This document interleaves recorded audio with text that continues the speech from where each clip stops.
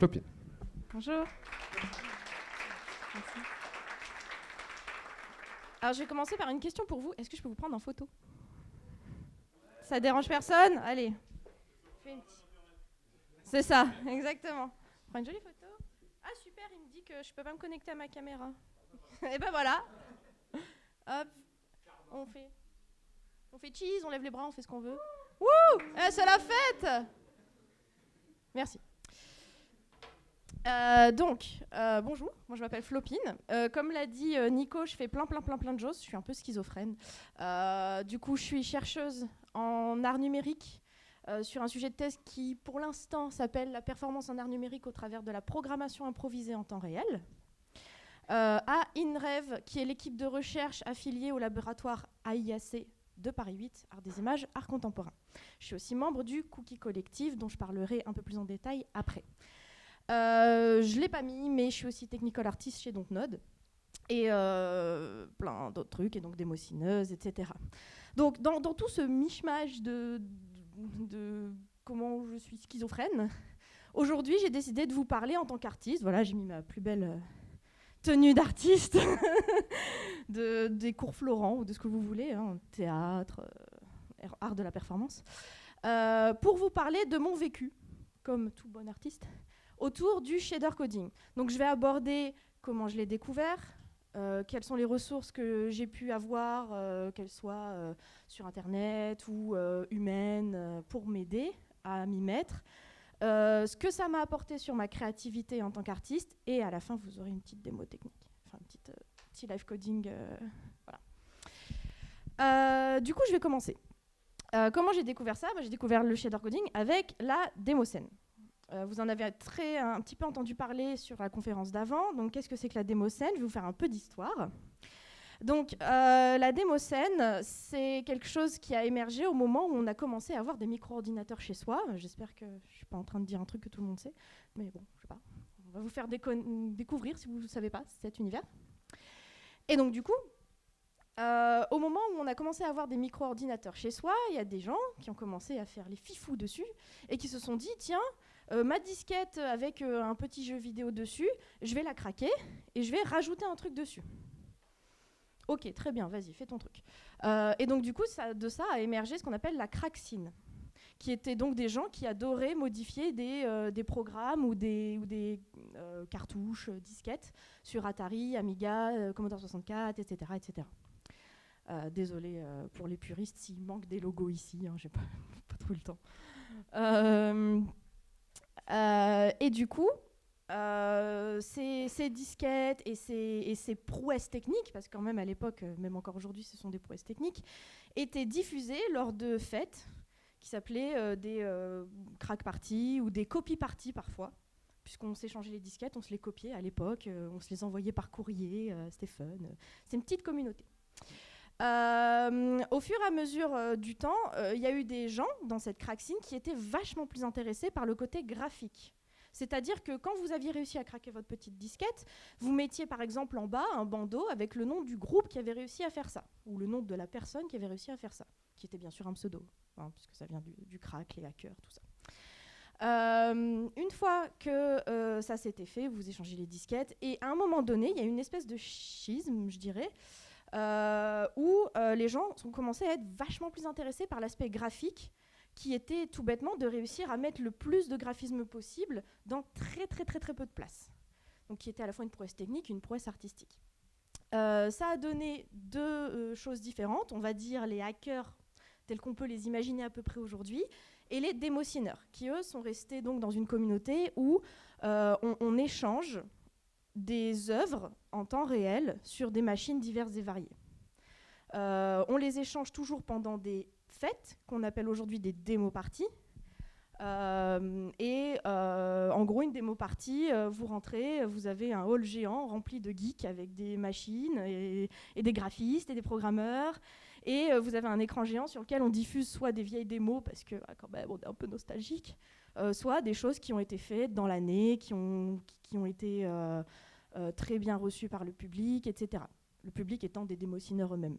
Souvent, c'est un peu rare que ça sorte de la démoscène, ces trucs-là. Donc en gros, aujourd'hui, une démo partie, ça ressemble un peu à ça. C'est-à-dire que vous avez plein d'écrans. Alors, c'est des vieux CRT, là. Faites pas gaffe. Mais en gros, vous avez un méga hall, vous avez plein de gens, plein d'écrans. Là, ils sont tous partis manger. Parce que souvent, c'est en Allemagne et du coup, il y a de la saucisse, c'est cool. Sur l'écran géant, ça diffuse des démos. Vous codez vos petits trucs, vous faites vos choses en groupe. Et ensuite, vous les submittez. Il y a différentes catégories, c'est des sortes de mini-concours, les démo-parties aussi. Et du coup, dans les catégories, vous avez plein de choses techniques, plein de prouesses techniques assez intéressantes. Vous avez par exemple la catégorie 4 kilooctets, donc c'est-à-dire que votre vidéo, votre contenu artistique, qui est généralement une vidéo avec du son, doit tenir dans un exécutable de 4 kilooctets. Donc c'est moins qu'un fichier Word vide. Et avec ça, des gens arrivent à faire 2 minutes 30 de vidéo avec le son, et je crois même qu'il y a 2-3 ans, on a vu émerger du path tracing en temps réel dans une démo en 4 kilooctets. Voilà, donc dans la démo scène, il y a des path tracers en temps réel. Voilà. Bon, faut une grosse titan pour faire marcher ça, mais ça se fait. Donc et en gros, une démo, du coup, c'est un seul gros shader. Donc un shader, c'est un programme qui va aller susurrer des petits mots doux à votre carte graphique pour afficher l'image. Il y en a plein de différents, on verra ça après. Donc ça, c'était pour la partie un peu historique et un peu aussi ce qu'est la démoscène aujourd'hui. En tout cas, ce que moi j'en connais, de ce qu'on a dit, etc. On va repasser un petit peu dans le vécu, parce que maintenant, j'aimerais que vous vous imaginiez un peu quelque chose. Moi, je viens de la 3D. Je faisais du Maya, je faisais du 3ds Max, du Blender. Effectivement, j'appuyais sur F11 et j'attendais 3 heures que ça se rendait. Ça me pétait les ovaires. Et là, quelqu'un me dit, viens, je t'amène en démo partie en Allemagne. Ok, très bien, bon, on y va. Je rentre dans ce hall gigantesque, parce que c'était la plus grande démo partie d'Europe, c'était la Revision. Premier truc, c'est énorme, il y a 800 personnes, c'est un hangar, l'écran il est 2 fois plus grand que le petit truc pourri que je vous ai fait là, c'est énorme. Donc, j'entre là-dedans, puis je vais vous lancer une petite vidéo, et en fait, du coup, le premier truc que je vois, en entrant là, c'est des gens qui font... Alors, attendez, hop, c'est ça. C'est des gens qui font des visuels comme ça, avec du code, en 25 minutes, et à chaque fois qu'ils tapent une ligne, ça se recompile, et c'est un environnement complet, infini. Et en fait, c'est une battle entre 2 mecs. Et le public, il est fou, il hurle. Ouais, vas-y, écris ta ligne. Voilà, en allemand. Et donc, moi, c'est un choc. Je me dis, mais il est où le temps de rendu ?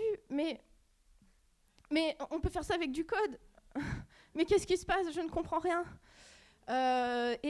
J'ai été complètement captivée, ça m'a retenue. Il fallait que je le fasse. Il fallait que j'en fasse aussi, il fallait que ça se produise, il fallait que j'apprenne. C'était vital, ça a été un vrai choc. Voilà. Donc, et c'est assez cool. Il y a plein de vidéos sur YouTube, vous pourrez regarder, ça s'appelle un shader showdown. Ok, donc on passe à la slide suivante du coup. Du coup, je me suis dit, bon, allez, je vais m'y mettre. On y va. Donc, là, je vous ai fait une petite slide parce que j'avais pas d'idée, désolée. De trucs que vous pouvez faire pour débuter.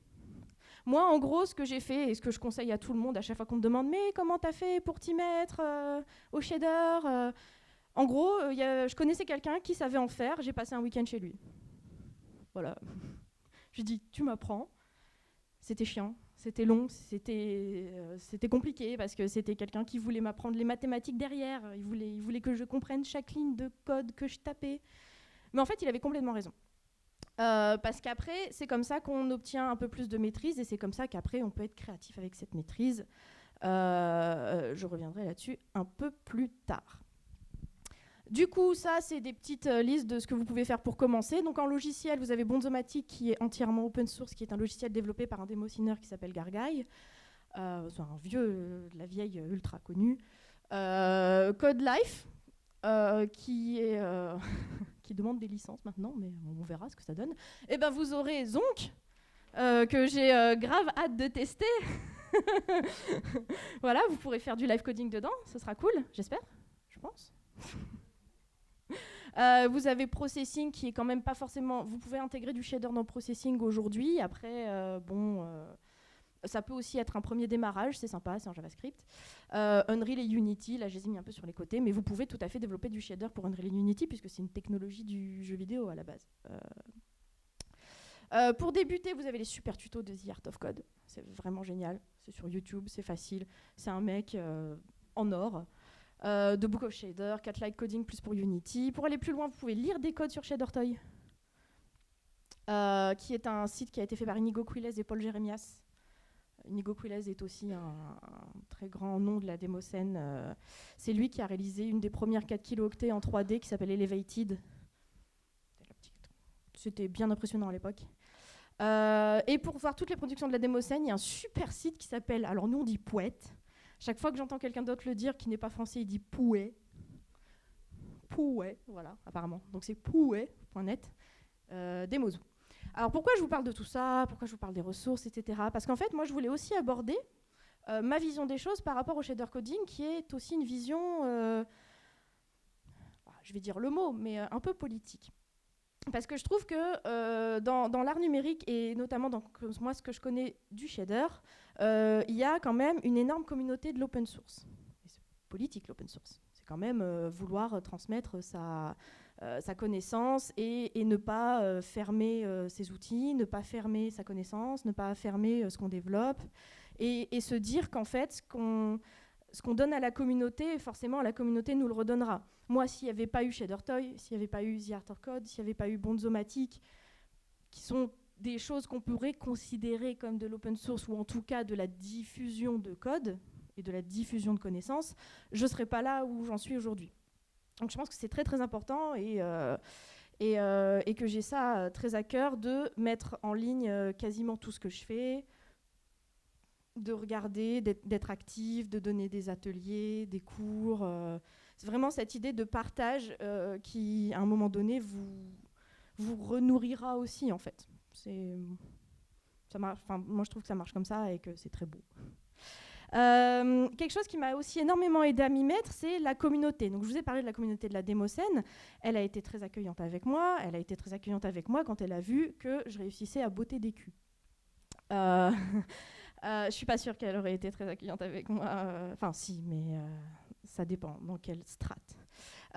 Et donc, du coup, c'est là où j'ai envie de vous parler du cookie collectif. Parce que le cookie collectif, c'est justement ce qu'on a monté avec des amis que j'ai rencontrés la première fois à ma première démoscène, donc des Français. Et du coup, le cookie collectif, en gros, je vous ai mis un joli cookie qui fait des trucs bizarres. En gros, le cookie collectif, qu'est-ce qu'on fait ? On est une organisation à but non lucratif qui promeut, ou qui en tout cas essaye de diffuser de l'art numérique temps réel.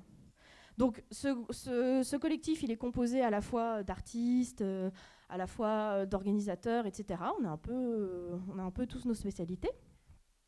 Vous les verrez ce soir. On fera un petit show ce soir. Ce sera rappelé, j'imagine, après la dernière conférence. Et du coup, il y a 2 ans, le Cookie Collectif organisait régulièrement, une fois par mois, des petits shader showdown amicaux dans des bars parisiens où tout le monde pouvait s'y mettre et où il y avait juste un PC, un beamer, un projecteur et on y allait, quoi. Et c'est là que j'ai commencé. La première fois, j'ai fait un écran noir. La deuxième fois, j'ai fait une sphère. La troisième fois, etc., etc., etc. Et donc, pourquoi je vous parle de ça ? Encore une fois, je le répète, c'est mon vécu. Je ne suis pas en train de vous présenter des trucs très scientifiques, voilà. Mais mon vécu, c'est que la communauté joue une part extrêmement importante, aussi importante, je pense, que l'open source. Être bien entouré de gens qui ont à cœur qu'il y ait plus de monde qui code, plus de monde qui crée de l'art avec le code, c'est très important. Et c'est aussi quelque chose qu'on a à cœur du coup avec le Cookie Collectif, avec des organisations d'ateliers. On essaye en tout cas, quand on a le temps, parce qu'on a tous notre vie, hein. Mais des organisations d'ateliers, la Cookie Party, qui est en fait une démo party qui se passe à Paris. Là, cette année, on en a fait une plus petite, avec on a décidé d'essayer en tout cas, d'être le plus inclusif possible. On avait une entrée gratuite et des goodies payants au prix libre, par exemple. Voilà. Bon, on a essayé de faire des petits trucs comme ça.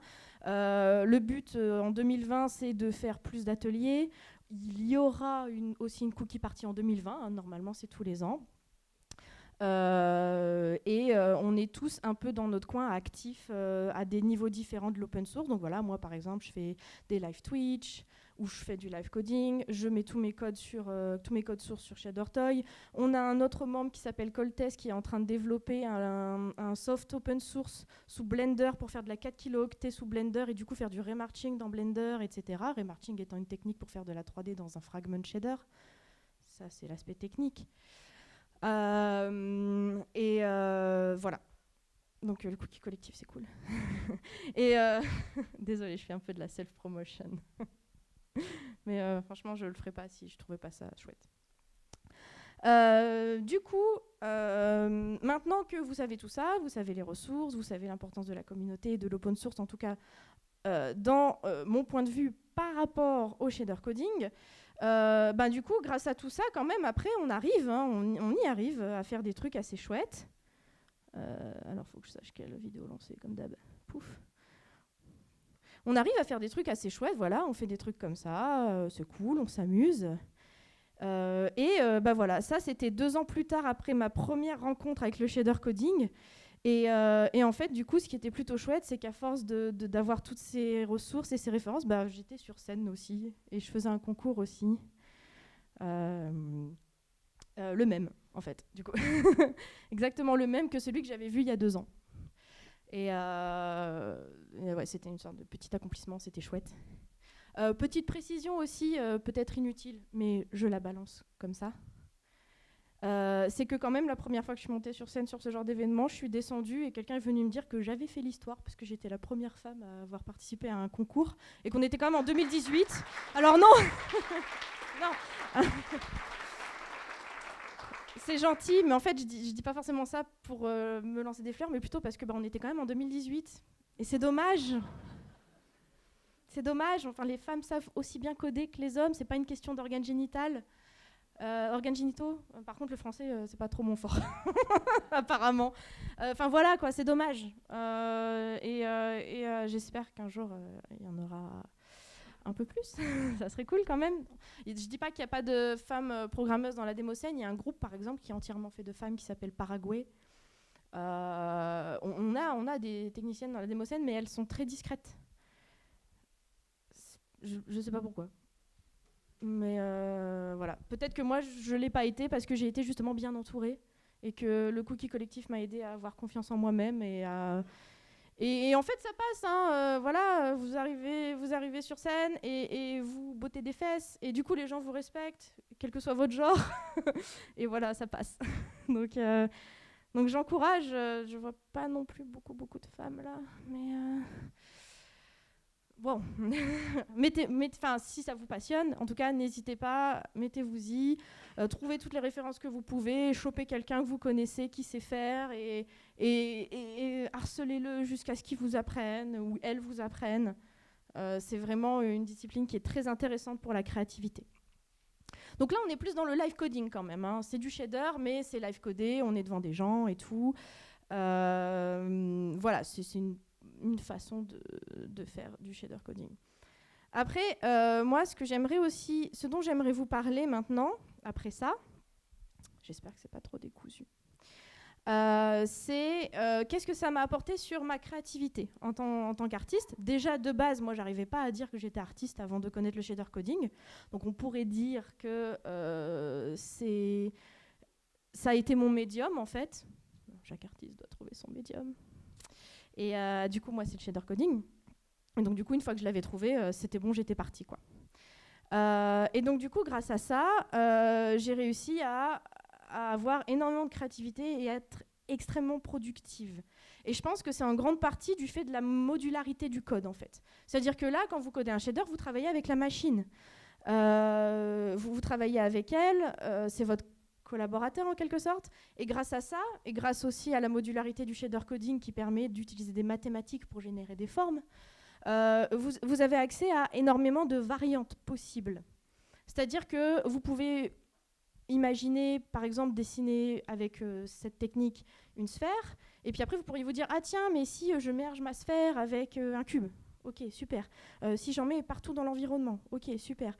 Si je fais une rotation en fonction de la profondeur, ok, super. Ah, mais en fait, ma shape là, que j'ai répété plein de fois, je voudrais lui rajouter un autre élément dessus. Et vous avez accès comme ça à énormément de blocs, énormément de couches, qui font que deux images qui ont l'air complètement différentes peuvent avoir une code base très similaire. Et moi, c'est ça que je trouve fantastique dans le shader coding, mais aussi dans le creative coding en général. Hein. On est d'accord que vous pouvez faire ça sur processing aussi. Hein. Encore une fois, je parle de mon vécu, donc c'est un peu général. Et d'ailleurs, il y a énormément d'artistes qui parlent de ça aussi, qui parlent de la modularité du code. Je pense que l'année dernière, Saskia vous a parlé, si vous étiez là, de sa notion de règles, que pour elle, écrire du code, c'est définir des règles, et puis après, c'est s'affranchir de ces règles en jouant avec. Une règle pouvant être une fonction, pouvant être une formule, etc. Et donc, je pense que cette notion de règle qu'elle décrit est très attachée à ce que moi j'appelle la modularité du code. C'est comme ça qu'elle arrive à faire ses everyday, je pense. C'est-à-dire qu'elle a cette espèce de framework qu'elle s'est créé avec les années, et après, elle itère dessus. Si la vidéo vous dérange, je la mets sur pause. Hein. Genre, si vous êtes trop captivé par mes dance moves, je vais la mettre sur pause. Ça sera mieux. Puis comme ça, je gagne du temps. Parce que j'ai révisé à la zob ma présentation, je suis désolée. C'est beaucoup moins bien fait que celle d'avant, je suppose. Donc du coup, Saskia, avec ses règles, parle aussi de cette modularité dans la créativité, que je pense, si vous avez tous un peu touché à du code créatif, je suppose, ou au moins ça vous intéresse, puisque vous êtes là, on a cette modularité qui est très intéressante. Il y a aussi quelque chose qui est très intéressant, je trouve, dans cette pratique, qui encore une fois n'est pas forcément que inhérent au shader coding, c'est la notion d'aléatoire contrôlé. Moi j'ai appelé ça comme ça, mais bon, avec des recherches un peu plus poussées, j'ai vu que par exemple un artiste comme Tyler Hobbs avait écrit un super article là-dessus. Et pour moi, l'aléatoire contrôlé, c'est par exemple commencer à écrire quelque chose sans exactement savoir ce que votre machine va vous en sortir, parce que parfois c'est une formule mathématique un peu complexe, parfois c'est juste que vous vous dites que vous allez combiner deux idées ensemble, mais vous n'êtes pas sûr du résultat, ou même parfois c'est juste écrire un random quelque part. Au début, quand vous débutez, cet aléatoire, il est moyennement contrôlé quand même, parce que on essaye, on lit du code, on désactive des lignes, on en réactive, on voit ce que ça fait, on change une valeur par-ci, une valeur par-là, et ça fait émerger des choses. Au fur et à mesure que la maîtrise vient, c'est là où je pense qu'on entre dans un processus où cet aléatoire, on peut le mettre à des endroits où on veut, et il va nous aider à avoir de la composition. C'est en ça que j'appelle contrôler, et vraiment, si à un moment donné, c'est des sujets aussi qui vous intéressent, qui sont un peu plus de la recherche, un peu plus de la, on va dire, de la, j'ai pas le mot, de la description de vécu, c'est un peu plus quand même, c'est pas très déterministe. Hein, c'est que du ressenti. Mais si ça vous intéresse quand même de lire des gens qui parlent de tout ça, vous avez le super blog de Tyler Hobbs, qui écrit des articles assez intéressants, dont un sur, lui il a appelé ça The Randomness of quelque chose. Voilà, très bien préparé cette conf. Ok, donc créativité, on l'a fait, c'est bon, ça c'est fait. Du coup, grâce à ça, j'ai envie de vous parler d'un petit exercice que je me suis fait et que vous vous êtes peut-être fait aussi, vous, parfois. C'est un Inktober. Mais j'ai fait un Inktober en shader. Donc, j'ai dû créer un shader par jour. Et du coup, ce que Saskia, par exemple, dit sur les règles, c'est avéré extrêmement vrai quand on essaye de proposer quelque chose tous les jours. C'était très intéressant. Ça a beaucoup challengé ma créativité et ma façon de faire, parce qu'au bout d'un moment, si vous voulez vous y tenir, il faut vous en foutre de la qualité, en fait. Et comme par exemple cette conférence, il fallait que je la fasse aujourd'hui. Non, j'ai quand même essayé de faire un truc cool. Et du coup, au bout d'un moment, il y a cette deadline, il y a cette contrainte que vous vous êtes mis vous-même, cette règle que vous vous êtes mis vous-même. Et ça a surtout pour but, en fait, de voir, en tout cas pour moi, où est-ce que je pouvais aller, jusqu'où je pouvais aller, si je tenais le coup. Et ce que j'en ai retenu majoritairement, c'est quand même que le code, pour faire des choses tous les jours, ou en tout cas comme moi je le fais avec du shader coding, c'est pas forcément le truc le plus pratique. C'est quand même, avant d'avoir quelque chose sur l'écran, ça peut être un peu fastidieux comparé à prendre un stylo et dessiner sur une feuille. Ça, ça c'est sûr. Par contre, cette notion de s'en foutre un peu plus, du coup, m'a aidé à aller parfois vers des trucs un peu plus glitchy, un peu plus glitch art. Et c'est là où je me suis beaucoup amusée avec ce fameux aléatoire contrôlé.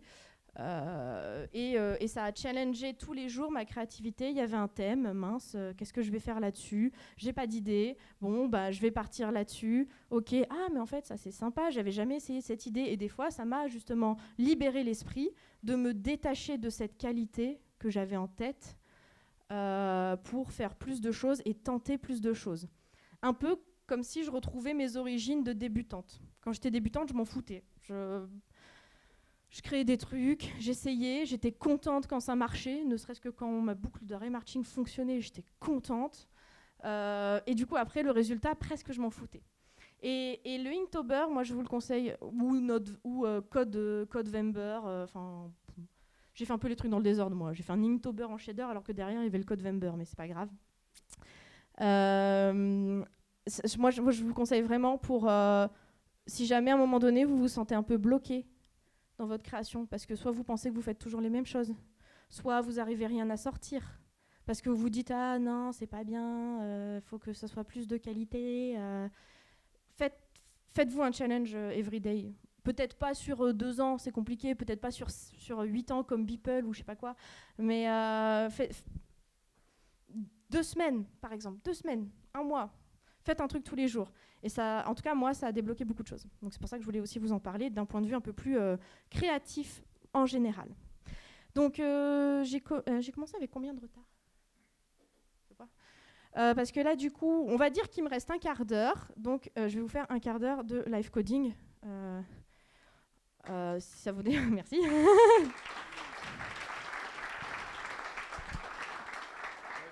Bien sûr, ouais, tu me tiens le micro, t'es sûr? Bien sûr, en commentant ce que je vais faire pour que justement je vous parle un peu de ce qui se passe dans ma tête et du processus créatif et que vous voyez un peu aussi comment ça marche. Je peux vous expliquer des trucs un peu techos aussi si vous voulez. Ouais, non, ouais, allez. On y va. Alors déjà, toute ma presse c'était sous CodeLife, donc c'était que des shaders. Donc c'est bien, je suis sur le même truc. Alors, du coup c'était un peu moche, mais c'est pas grave. C'est un process en cours. C'est la première fois que je fais ça, je tente des trucs. Je vais te laisser... Je suis le pied de micro. Je suis désolée Nico, ça me fait mal au cœur. T'inquiète. Ouais, quand même. Sinon je parle très fort, vous m'entendez bien? Ouais, vas-y. Merci. Pas mes commentaires. Non, désolé. Comme tu veux. Ça ne m'ennuie pas. Ok. Attends, comme ça? C'est bien là, Comme non? ça te va? Ouais, c'est bien. Essaye de coder un truc. Je peux faire une variable qui s'appelle prout. Comme ça.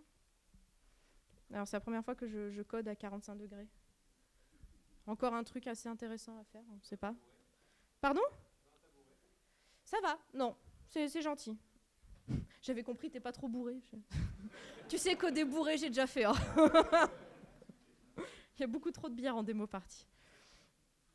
Ok, donc du coup, la petite passe technique. Ici dans CodeLife, par exemple, c'est super sympa, vous pouvez éditer toutes les stacks de shader. Un shader, je rappelle, c'est quoi? C'est un petit programme qui va aller parler à votre carte graphique pour lui susurrer des mots doux et lui dire comment rendre une image. Il y a différentes étapes à ça. Le vertex shader qui va donc plutôt gérer comment sont bougés les vertex de votre objet, où est-ce qu'ils sont dans l'univers 3D. Le tessellation shader, qui lui va rajouter des subdivisions, qui va rajouter des définitions dans les triangles si vous l'utilisez. Le Geometry Shader, alors Nvidia lui-même dit qu'il ne faut pas trop y toucher. Alors, je ne sais plus si c'est d'actualité encore avec les 2080, mais avec les 1000 et tout ce qui était avant, c'était genre, mais le Geometry Shader, vous le changez pas, pas trop, c'est pas top. Et en gros, c'est un truc qui permet de rajouter de nouveaux points dans l'espace, je crois. Je ne suis pas très calée en Geometry Shader. Et enfin, le Fragment Shader, c'est ce qui affiche votre image en 2D, c'est ce qui arrive après la rasterisation. La rasterisation étant la projection de vos points 3D sur une grille 2D. Et donc, du coup, dans le Fragment Shader, on n'a plus de notion de 3D. On n'a plus de notion de vertex, ça n'existe plus. On n'a plus que des pixels en entrée, des positions de pixels en entrée, et en sortie, on doit leur donner une couleur. Et donc, généralement, quand vous voyez des shader showdown, quand vous voyez du code sur ShaderToy, ce n'est que du fragment shader. Donc, on n'est qu'en 2D. Mais comment fait-on de la 3D, vous allez me dire? C'est fou. Comment fait-on un environnement dans un truc qui n'a plus de notion de vertex et de polygone? Et ben, c'est ça le truc qui est génial, c'est qu'il n'y a pas de polygone.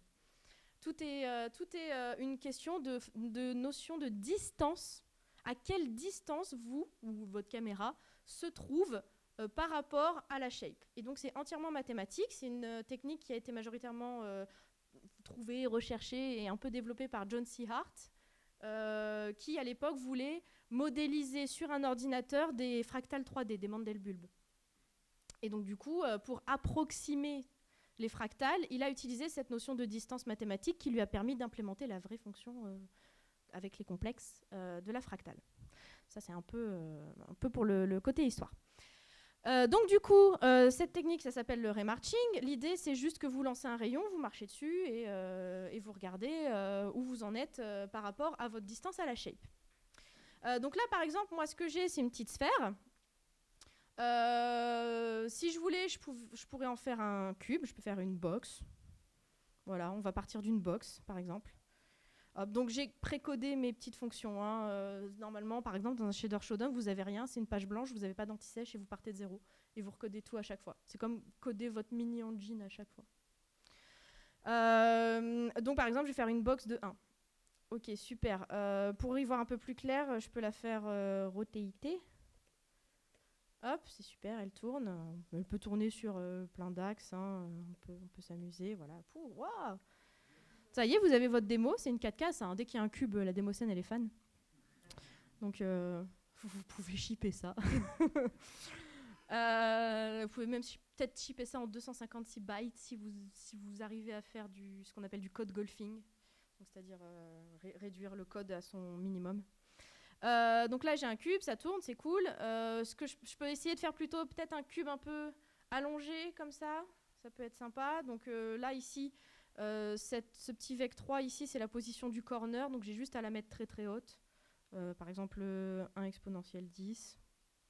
Voilà, donc là j'ai un cube comme ça, peut-être qu'il est un peu trop épais. Voilà. Et après, il y a plein de petits tricks qui vous permettent de modifier l'espace. Vous pouvez le plier pour faire une symétrie, espèce de space folding. Vous pouvez le dupliquer. Et du coup, ça va s'appliquer à votre shape. Par contre, toutes les modifications que vous faites sont des modifications d'espace, en fait. C'est ça qui est assez intéressant aussi. Par exemple, ici, mon petit truc qui tourne, là, hop, comme ça, je peux le répéter de façon angulaire, selon l'axe des Y, et avec, par exemple, 5 fois. J'ai peut-être pas écrit mon moda comme d'habitude. Ça arrive. C'est ça. Non, c'est parce que c'est un vec 2 qu'il faut. Voilà. Le debugging en live, c'est sympa aussi. Hop, voilà, par exemple, là, j'ai 5 cubes. Donc déjà, on a ça, c'est bien, c'est cool. Vous allez apprendre tous les tricks. Ça va être... Il n'y aura plus de mystère après pour le cookie collectif. Non, je déconne, on a tous notre façon de faire et on a tous des trucs sympas à proposer. Hop, vous pouvez twister les trucs parce que par exemple vous tournez selon l'axe des Y en fonction du Y également. Donc vous avez cette espèce d'hélice qui est au final un truc assez facile à faire. Hop, je sais pas, après Je peux par exemple faire une symétrie, enchaîner les symétries. Hop, comme ça par exemple. Quoi? Ah ouais. Et donc vous voyez que ça s'autocompile et que du coup c'est assez bourrin. Donc là je suis juste dans la shape, je suis un peu trop proche. Donc j'ai juste à reculer ma caméra, hein. Ça c'est ma caméra. Alors soit je suis dans la shape, soit j'ai fait du caca, hein. Ça arrive aussi. Je ne suis pas exempte de problème. Ah oui, non, effectivement. Plus comme ça. Voilà, c'est plus sympa. Ensuite, je peux tout décaler pour faire un truc plus grand. Ou alors le décalage, je peux même y mettre un petit sinus. Comme ça, c'est animé. Oh là là, c'est la fête. Qu'est-ce qu'on s'éclate. Alors par contre, du coup, il va entre -1 et 1. Donc à un moment donné, ça vaut plus rien. Vous voyez, donc c'est un peu mathématique. Voilà, vous faites des trucs comme ça. Ça, je peux à nouveau le répéter plein de fois, selon, par exemple, l'axe des Z, 3 fois. J'ai un truc un peu plus bizarre comme ça, 8 fois. J'ai une sorte d'octogone. 6 fois, j'ai un hexagone.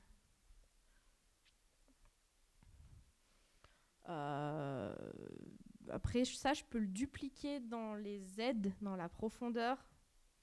Donc vraiment, là, je fais un truc un peu basique, mais c'est de l'impro. Donc là, par contre, comme ça autocompile tout le temps, c'est vrai que des fois, ça affiche des trucs un peu chelous. Mais, vous voyez l'émergence, c'est pas si dégueu que ça. On pourrait envisager un truc avec ça. C'est aussi ça dont je parlais quand je parlais à la fois de la modularité du code, parce que vous voyez que je tape juste 4-5 lignes et ça fait des trucs, et aussi cette notion d'émergence où des fois la machine elle vous surprend. C'est un peu ça. Alors, donc du coup je répète dans les Z selon une période que je vais donner une valeur après. Hop, il faut décaler par la période divisée par 2, sinon vos répétitions elles vont être décalées, elles vont être croppées. Par exemple, je fais ça tous les 2 ou 5. Voilà. Je peux faire ce trick dont je vous ai parlé de tourner l'axe selon la profondeur. Comme ça, un peu moins, parce que là on voit plus les shapes, comme ça, c'est rigolo. Là, je dessine de la shape, mais je pourrais mettre un peu de couleur aussi. Il y a plein de techniques pour mettre de la couleur. Alors moi, généralement, ce que j'aime bien, c'est faire du glow. Je trouve ça cool. Ou, ah oui, je peux combiner les choses aussi. Là, je vous ai juste fait une box que j'ai tournée dans tous les sens, et c'est cool. Mais par exemple, à ma box, si je voulais, je pourrais y rajouter une sphère. Et normalement, ça changerait toutes mes répétitions. Alors, on va voir si j'arrive à... Hop, voilà, là, je vais ajouter une sphère. Donc forcément, elle est un peu tordue, elle est un peu répétée, ça fait des choses un peu bizarres. Mais pas dénué d'intérêt, je crois. Vous me dites, hein, si je parle chinois ou si je fais des trucs nuls, ça m'arrive. Hein. Alors moi, ce que j'aime bien généralement, c'est mettre du glow. Je vais faire ça, ça fait un peu kéké, mais j'aime bien. Alors pour mettre du glow, c'est très simple, vous accumulez la distance. Par exemple, vous créez une variable globale, là, un petit G1. On va dire que ça, c'est ma distance globale. Parce que vraiment, tout est une notion de distance. Hein. C'est pour ça que ça affiche de la 3D, mais en même temps, moi, ce que je return, c'est des floats. Parce que c'est une distance. Après, si vous voulez, je ferai une petite passe sur la boucle de Remarching, si vous avez envie. Voilà. Oh là là. Et ensuite, vous accumulez la distance selon une loi assez classique d'accumulation. Je me demande même si c'est pas un truc qui est dérivé de la loi Beer-Lambert ou un truc comme ça, je sais pas. Je suis pas tout à fait sûre de moi. Là, par exemple, ce que j'affiche, c'est les itérations. Ça fait une sorte de fausse ambient occlusion, mais je les ai inversées. Donc, si je les remets à leur valeur par défaut, j'ai ce noir assez sympa. Et avec ce noir assez sympa, après, si je veux, je peux y ajouter un glow qui peut être cool. Là, il y a un peu fort quand même. Voilà, là, un petit glow. Waouh. Quel public génial. Et bien sûr, ce glow, je peux lui donner une couleur. Ça peut être rigolo de lui donner une couleur un peu arc-en-ciel. parce que moi j'aime bien les arcs-en-ciel. Je trouve ça joli.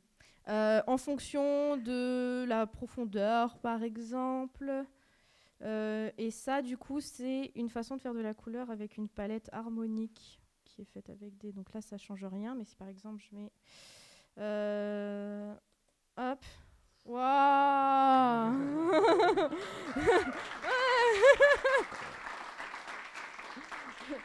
Oh là là, c'est fantastique.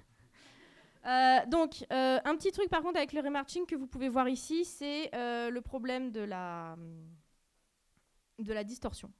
Parce que là, vous voyez, sur les bords, j'ai du grain dégueulasse. Ça, c'est probablement à cause du fait que je distore un peu trop l'espace, je fais un peu trop la quéquette. Peut-être que du coup, ça veut dire qu'en fait, comme vous marchez sur un rayon, si parfois vous marchez trop vite, par exemple, vous rentrez dans la shape. Et du coup, vous n'avez plus l'info d'à quoi ressemble sa coquille, son shell. Je suis bilingue. Voilà. Quelle heure il est? Je vais peut-être m'arrêter là. C'est tellement magnifique, ça serait dommage. Voilà. On passe aux questions ou à manger? Ouais, non, je sais pas. Vous préférez manger ou vous préférez me poser des questions? Voilà, c'est un petit échantillon de ce qu'on peut faire. Et de toute façon, il y aura des artistes du Cookie Collectif qui vous feront ça all night long. Voilà.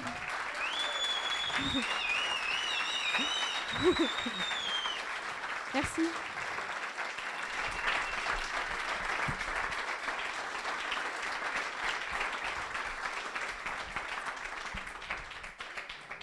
Est-ce qu'il y a des questions?